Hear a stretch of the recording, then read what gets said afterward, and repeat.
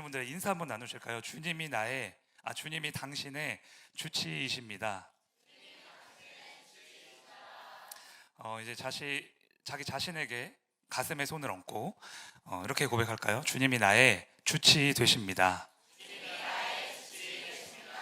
네, 오늘 말씀은요, 주님이 나의 주치이십니다 라는 제목으로 레위기 14장 1절에서 7절 말씀 나누도록 하겠습니다. 새 번역 성경으로요, 제가 한 절 읽고 여러분들이 한 절 읽으시고 이렇게 교독할게요. 제가 먼저 읽겠습니다. 주님께서 모세에게 말씀하셨다.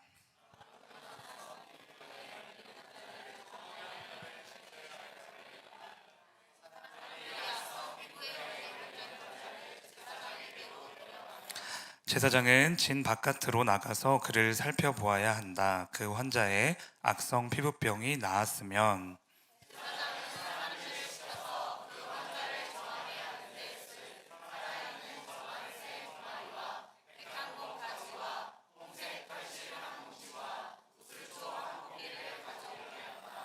그리고 제사장은 사람들을 시켜서 그 두 마리 새 가운데서 한 마리를 잡아서 생수가 담긴 오지 그릇에 담게 한다.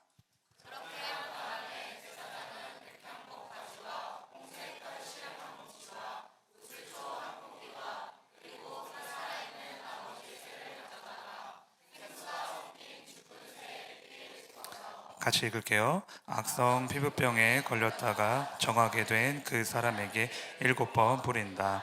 그런 다음에 제사장은 그에게 정하다 하고 선언하고 살아있는 새는 들판으로 날려 보낸다. 아멘. 네, 지금 우리가 읽은 이 본문의 소 제목을 성경에서는 환자를 정결하게 하는 정결 예식이라고 규정을 하고 있습니다. 그러니까 어떤 사람이 나병, 즉 이제 피부가 썩어서 문드러지는 그런 문둥병에 걸린 거죠. 지금이야 이제 의학 기술이 많이 발전을 해서 얼마든지 치료가 가능하지만 조선 시대만 해도 문둥병이 한번 퍼지면 그 마을 전체가 지역 전체가 초토화되는 그 무시무시한 전염병이었습니다. 그래서 어떤 사람이 나병에 걸리면 이유를 불문하고요, 자신이 속한 공동체에서 반드시 격리돼야만 해요. 나이가 조금 있으신 분들은 아마 아실 텐데 옛날에 우리나라에도 그 나병 환자들을 이렇게 모아서 따로 관리하고 치료했던 섬이 있었죠. 네, 소록도라는 섬이 있었는데요. 일제 강점기 때 최흥종이라는 목사님께서 400명 나병 환자를 조선 총독부 앞에까지 끌고 가서 다 데려가서 7시간 동안 시위를 벌여서 소록도 갱생원이라는 갱생원을 얻어내십니다.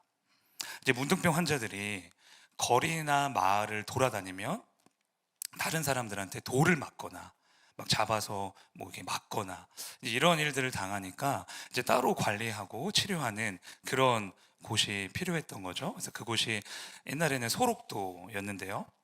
그래서 옛날에 나병 환자는요, 사람들이 자신에게 가까이 다가오면 이렇게 말을 해야 됐어요. 나는 부정하다. 나는 부정하다. 진짜 이 입술로, 목소리로, 큰 소리로 외치면서 다니는 거예요. 왜? 사람들이 자신에게 가까이 오지 못하도록 이제 막는 거죠. 그리고 제사장도요, 그 사람이 나병인 것이 확진되면 온 공동체에 이 사람은 나병에 걸린 사람입니다 라고 이렇게 선포를 하고요, 이 사람은 이제 자신의 진영에서 머물지 못하니까 밖으로 나가서 7일 동안 따로 격리를 합니다. 그렇게 시간이 좀 흐른 후에 제사장이 나병 걸린 사람에게 다시 찾아가요. 다시 찾아가서 다 나았나? 이렇게 진찰을 해보고 제사장의 판단하에 이 사람의 나병이 다 나았다 이렇게 결정이 되면 집으로 그냥 돌아가는 게 아니라 정결 예식이라는 걸 합니다. 정결 예식을 다 한 다음에 이제 집에 돌아갈 수 있는 거예요. 그 정결 예식이 오늘 우리가 읽은 이 본문 말씀입니다. 먼저 이 정결 예식에서요, 눈에 띄는 부분이 하나 있어요. 본문 3, 4, 5절을 이어서 쭉 한번 읽어볼게요. 자, 여기 보시면은 제사장은 진 밖으로 나가서, 제사장은 사람들을 시켜서, 그리고 제사장은 사람들을 시켜서. 여러분, 어떤 글자가 반복되는지 잘 보이시죠? 네, 어떤 글자죠? 제사장은. 사실 제사장이라는 말을요, 그냥 한 군데 넣고 제사장이 이런 역할을 다 해야 됩니다 라고 하면 되는데, 굳이 성경에서는 제사장은 반복을 하면서요, 제사장의 역할을 강조하고 있습니다. 왜 그럴까요? 저를 봐주세요. 정결 예식은 반드시 제사장의 권위 아래에서 이루어져야 한다는 거예요. 나병 걸린 사람이 괜찮아졌어도 자기 혼자서 나 괜찮아졌구나, 나 다 나았구나, 나 이제 집에 가야지, 이렇게 할 수 없다는 거죠. 반드시 제사장을 통해서 제사장의 권위 아래에서 자신이 깨끗해졌다는 것을 입증을 받아야 되는 겁니다. 결국 나병 환자의 온전한 치료는요, 제사장을 통해서만 가능한 거예요. 그렇다면 하나님께서는 왜 이 제사장을 통해서만 치료가 가능하게 하셨을까? 병든 자가 치료를 받으려면요, 하나님의 권위에 완전히 항복해야 함을 깨닫게 하시기 위함이었습니다. 여러분, 사실 정결 예식이라는 것 이 자체가 굉장히 복잡하지 않습니까? 피부병이 나으면 나은 거지, 그리고 나았으면 그냥 집으로 돌아가면 되는 거지, 왜 이런 복잡한 절차를 거치게 하실까요? 병든 자의 진정한 치료는요, 하나님께서 정하신 하나님의 질서와 하나님의 권위에 완전히 항복하고 완전히 굴복할 때에만 가능하다는 것을 우리에게 알려주시는 거예요. 하나님의 말씀에 항복할 때 임하는 은혜가 바로 치료다라는 거죠. 근데 여러분, 이 제사장의 권위에 순종한다는 것은 단순히 제사장의 말에 순종하는 거예요? 아니면 제사장에게 말씀하신 하나님의 말씀에 순종하는 거예요? 네, 여러분 너무 똑똑하시네요. 하나님의 말씀에 순종하는 거예요. 눈에 보이는 사람에게 순종하는 거다, 이렇게 오해하시면 안 된다는 거죠. 사실 제사장은요, 아무것도 아닙니다. 권위가 제사장으로부터 나오는 것이 아니라 그가 전하는 하나님 말씀에 있는 거죠. 권위는. 이 젊은이 예배가요, 저와 여러분에게 너무나 소중합니다.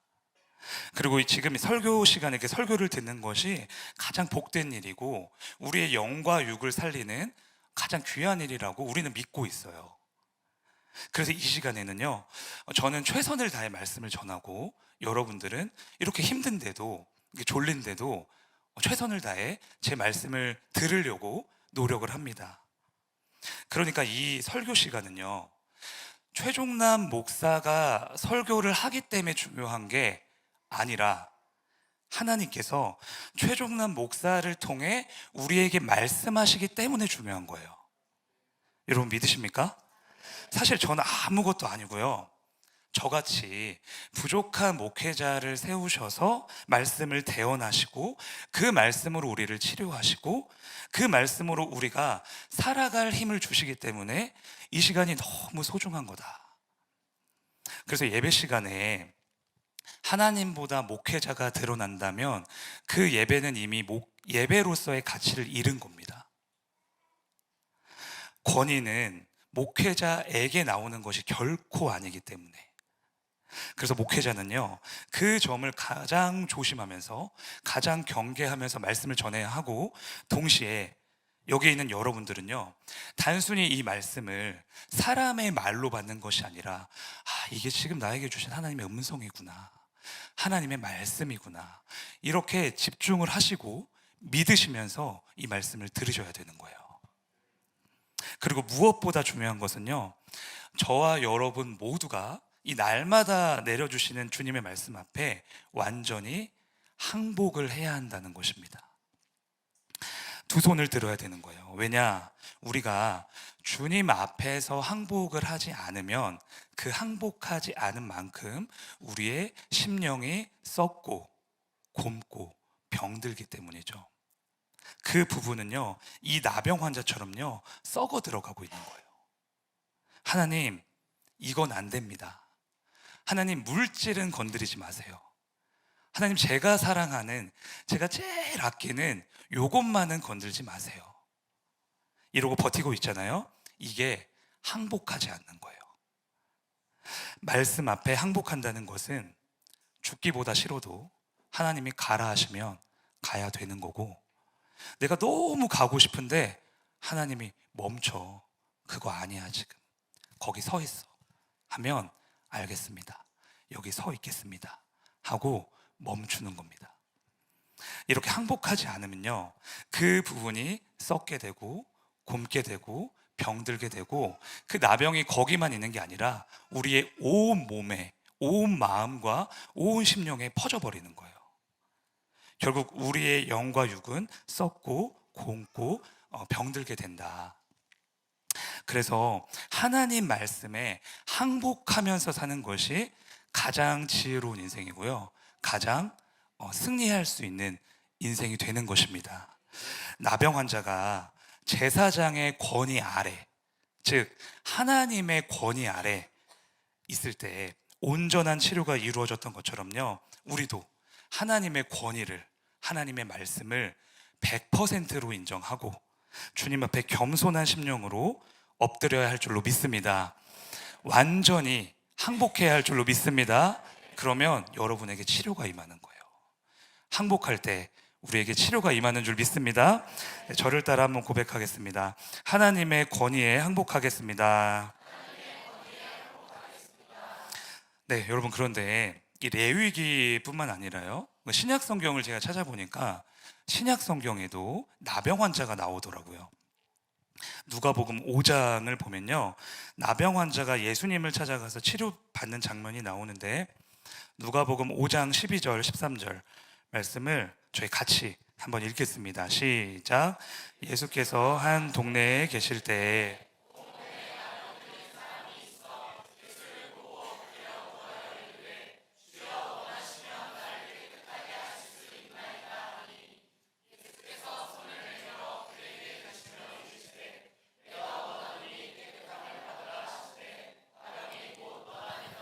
아멘. 네, 예수님이 동네에 계실 때 나병 환자가 예수님을 찾아갔습니다.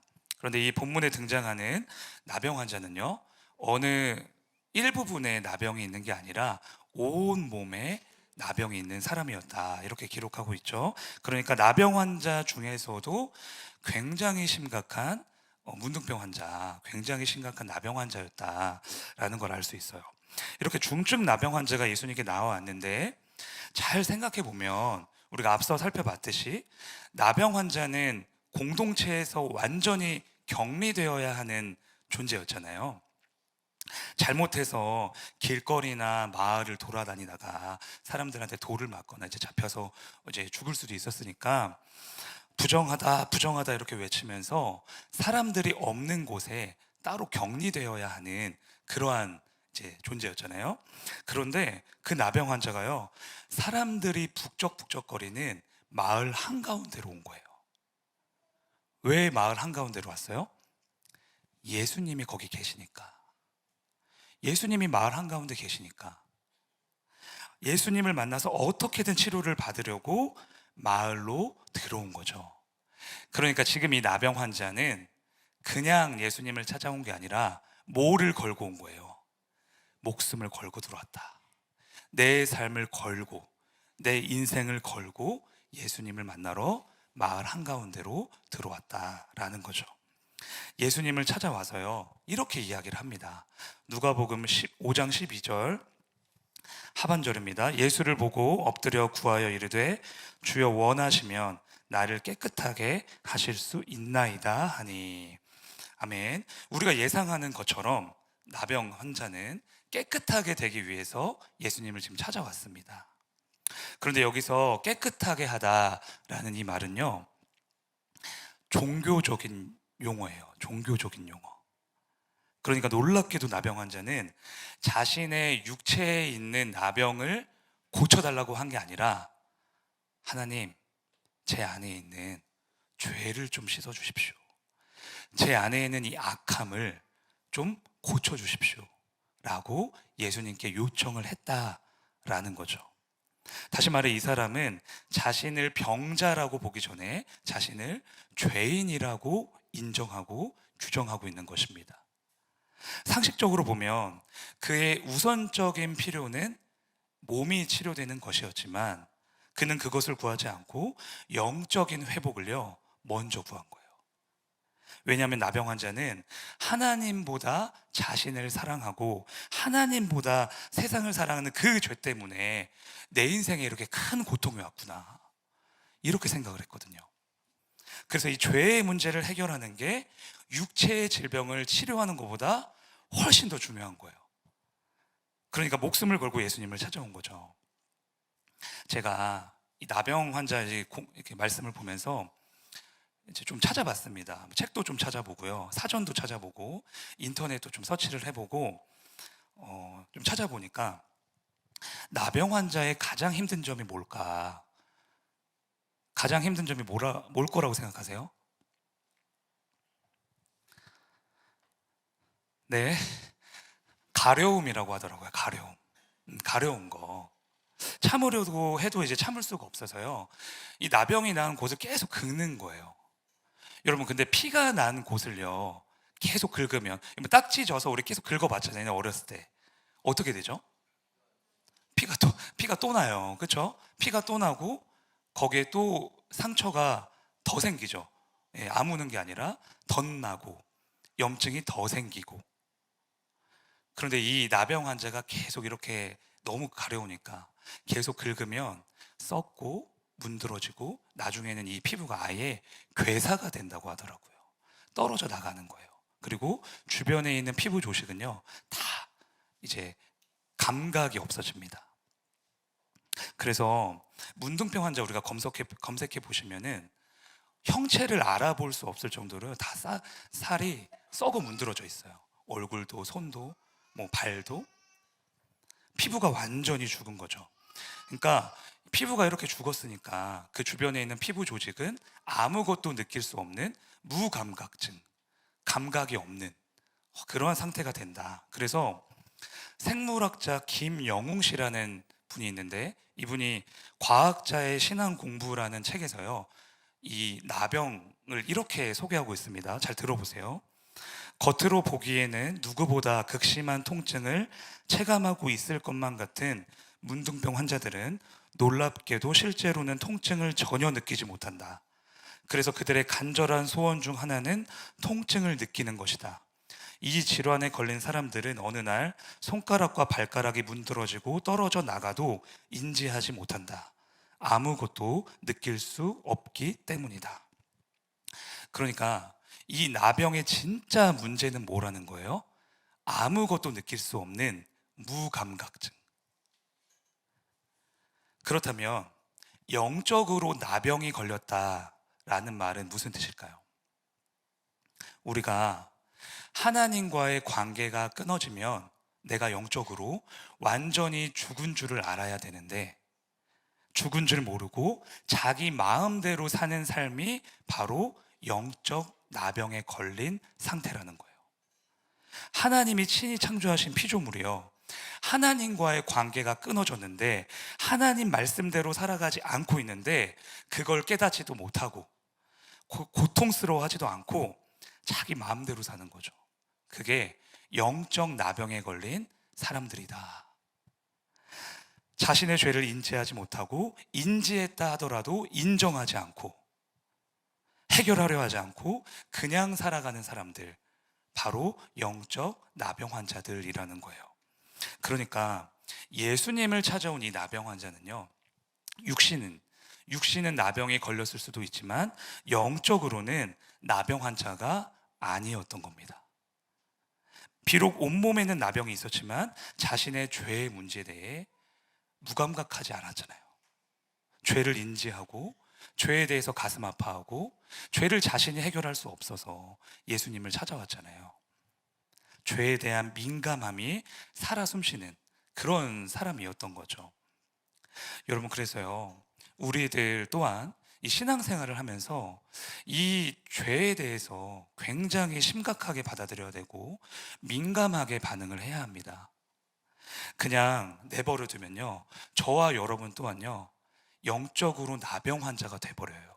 무감각해지는 거예요.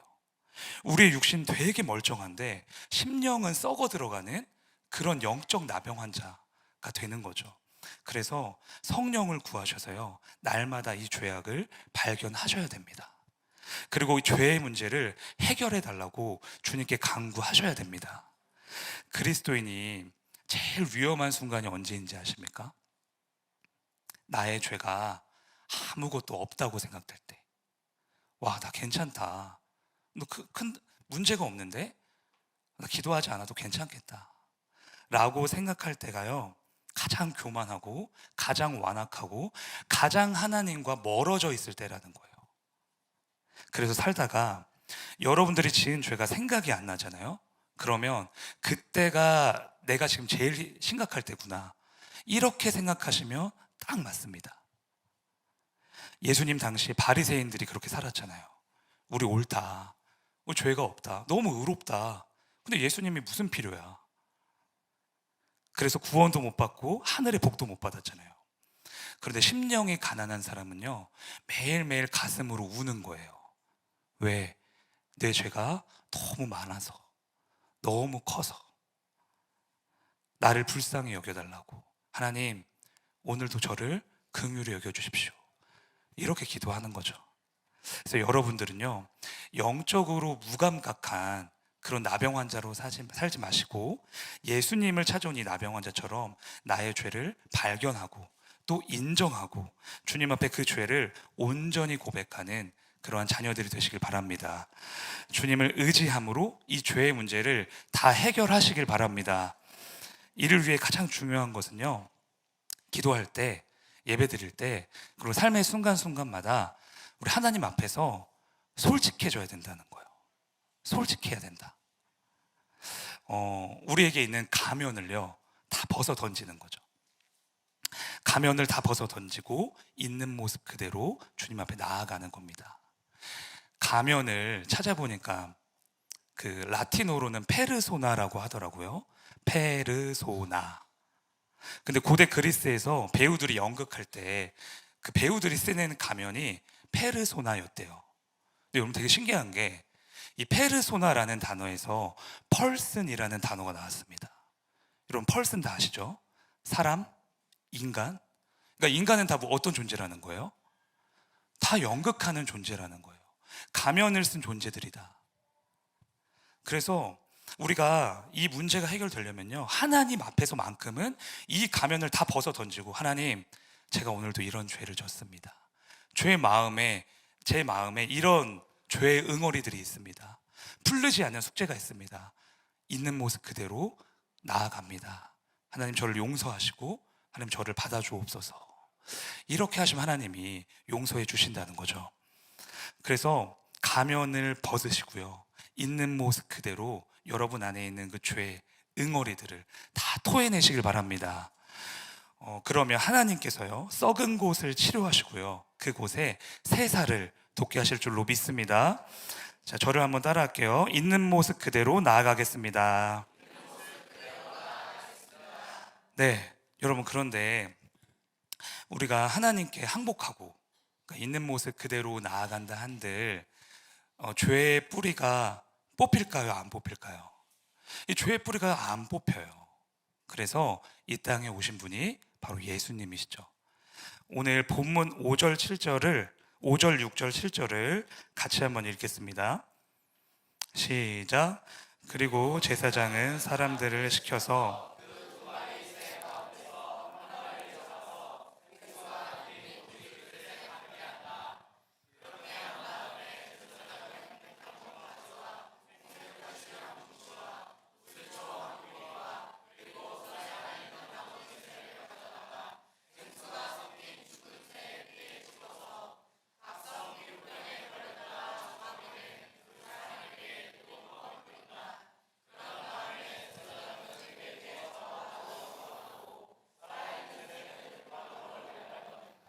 아멘.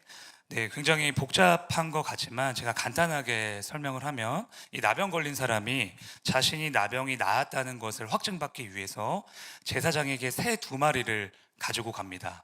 그리고 새 한 마리는 물이 가득한 그릇 위에서 죽여요. 그래서 그 피가 흐를 거 아니에요? 새의 피가. 그럼 그 새의 피로 나병 환자에게 7번을 뿌립니다. 그리고 정결하다 이렇게 선포를 해요. 여러분, 성경에서 7이라는 숫자는 뭐였죠? 완전한 수. 그러니까 이제 완전히 치료됐다, 이제 이런 의미잖아요. 그리고 나머지 멀쩡한 새 한 마리, 두 마리가 있었는데, 나머지 멀쩡한 새 한 마리는 들판에 그냥 보내줘요. 이 새에게는 자유를 주는 거죠. 이처럼 두 마리의 새 중에 한 마리의 새는 피를 흘리며 죽고, 다른 한 마리의 새는 완전한 자유를 얻게 되는 게 나병 환자가 깨끗함을 받는 날의 정결 규례였습니다. 새 한 마리는 죽고, 그 새의 핏부림을 받은 새는 새 생명을 얻어 훨훨 날아다니는 거죠. 여러분, 여기서 질그릇에서 피를 흘리며 죽는 새는 누구를 의미할까요? 예수님을 의미합니다. 예수님이 질그릇 위에서 죽으시는 거예요. 무엇 때문에요? 저와 여러분의 죄 때문에. 죄에서 결코 벗어날 수 없는 무감각한 영적 나병 환자들을 위해 예수님이 죽으신다. 그리고 그 보혈을 받은 자들은 어떻게 됩니까? 이제 새로운 생명을 얻어서요, 들판으로 훨훨 날아가는 거예요. 여러분, 예수님이 우리의 무엇을 치료하셨습니까? 우리의 죄를 치료하셨어요. 십자가의 보혈로 말미암아 죄의 뿌리를 아예 뽑아내셨습니다. 그리고 또 무엇을 치료하셨습니까? 우리의 사망을 치료하셨어요. 죄의 결과가 사망이잖아요. 그래서 죄인은 다 죽는 거예요. 죽어서 어디로 갑니까? 지옥으로 가요.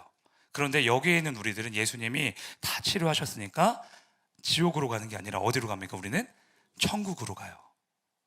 우리의 치료자가 되시는, 우리의 주치의가 되시는 예수님 때문에 우리 인생의 죄와 사망이 다 끝장난 줄로 믿습니다. 예수님의 십자가의 보혈로 우리에게 있던 죄와 사망의 저주가 다 끊어진 줄로 믿습니다. 그래서 여러분들이 살아가면서 이렇게 옆에 있는 분들 보시잖아요. 남편도 보고 아내도 보고 형제 자매들도 보고 이렇게 보는데, 그때마다 참 부족한 사람이네, 참 고칠 게 많네, 참 고쳐야 될 게 산더미네, 이렇게 생각을 하시면 틀린 겁니다. 틀린 거예요. 우리의 육체는 얼마든지 그럴 수 있어요. 왜? 우리의 육체는 부족하니까. 늘 실수하고 넘어지고 그러는 거잖아요. 그런데 우리는 육의 사람들이 아니라 영의 사람들이지 않습니까? 그러면 영으로 영을 봐야죠. 그 사람의 겉사람이 아니라 속사람을 봐야죠. 속사람을 보는 사람은 이렇게 말합니다. 와, 정말 깨끗하구나. 예수님의 보혈로 모든 죄와 사망이 다 끝장난 사람이구나. 이 사람은 승리자구나. 이 사람은 세상을 이기는 사람이구나. 이렇게 봐야 제대로 보는 거예요. 그래서 우리 옆에 있는 분들 얼굴 보시고 한번 이렇게 얘기해 봅시다. 너무 깨끗하시네요. 네, 티끌 하나도 보이지가 않네요. 진심으로 하셔야 됩니다. 다시 한번, 티끌 하나도 보이지가 않네요. 깨끗하십니다. 거룩하십니다. 승리자이십니다. 아멘. 우리 그런 줄로 믿습니다. 여러분, 여기서 우리 마지막으로 하나만 더 기억해야 될 게 있어요. 예수님이 우리의 영을 치료하신 분이라면, 더 구체적으로는 우리의 죄와 사망을 치료하신 분이라면 우리의 육체에 있는 것도 치료하실 수 있을까요? 없을까요? 있어요. 죄와 사망의 저주를 다 예수님의 보혈로 끊으셨다는 건요, 우리의 물질도 고쳐주실 수 있고, 우리의 환경도 고쳐주실 수 있고, 우리가 해결하지 못하는 이 건강의 문제도요, 주님께 맡기면 주님이 고쳐주신다는 거예요. 여러분 믿으십니까? 네, 아멘 하신 분들은 치료가 2배로 임할 줄로 믿습니다. 아멘 소리가 커지네요. 예수님이 죄의 뿌리도 뽑아내셨는데 우리의 사망도 치료하셨는데 치료하지 못하실 게 뭐가 있냐고요. 우리가 뭐만 하면 돼요. 예수님을 나의 주치의로 모시고, 주님이 나의 주치이신 줄 믿습니다. 주님이 나의 치료자이신 줄 믿습니다. 사람들이 보지 못하는 나의 상처와 나의 아픔과 나의 고통 주님 앞에 올려드립니다. 주님, 저를 치료하여 주시옵소서. 이렇게 고백하시고 기도하시고 간구하시면 하나님이 여러분들의 심령을 고쳐주시고요, 우리의 가정과 자녀들도 우리 주님께서 다 깨끗하게 치료하실 줄로 믿습니다. 네, 우리 이 시간에는 아바 아버지라는 찬양을 할 텐데요, 찬양하면서 우리 있는 모습 그대로 좀 나아갔으면 좋겠습니다. 우리의 모든 것을 아시는 주님 앞에 치료해 달라고 이렇게 나아갔으면 좋겠습니다.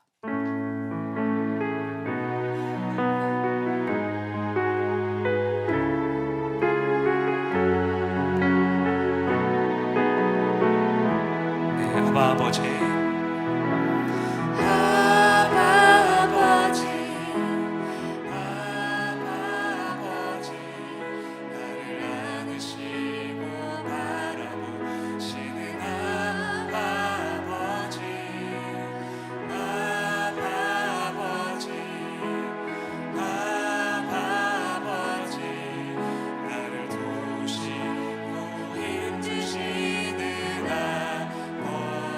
다시 한번 고백하겠습니다. 아바 아버지, 아바 아버지, 아바 아버지, 나를 안으시고 바라보시는 아바 아버지, 아바 아버지, 아바 아버지, 나를 도우시고 힘주시는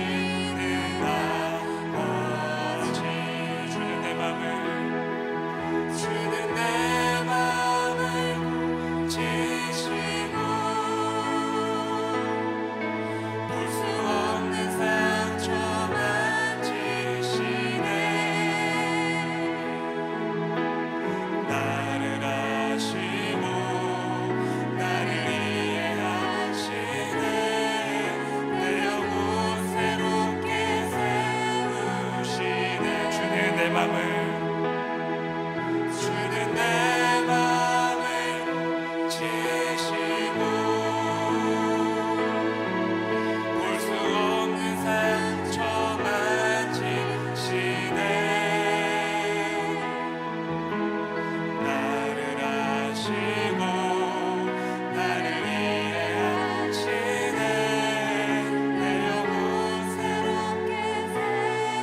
가슴에 손을 얹고 같이 고백하겠습니다. 주는 내 맘을, 주는 내 맘을 지시고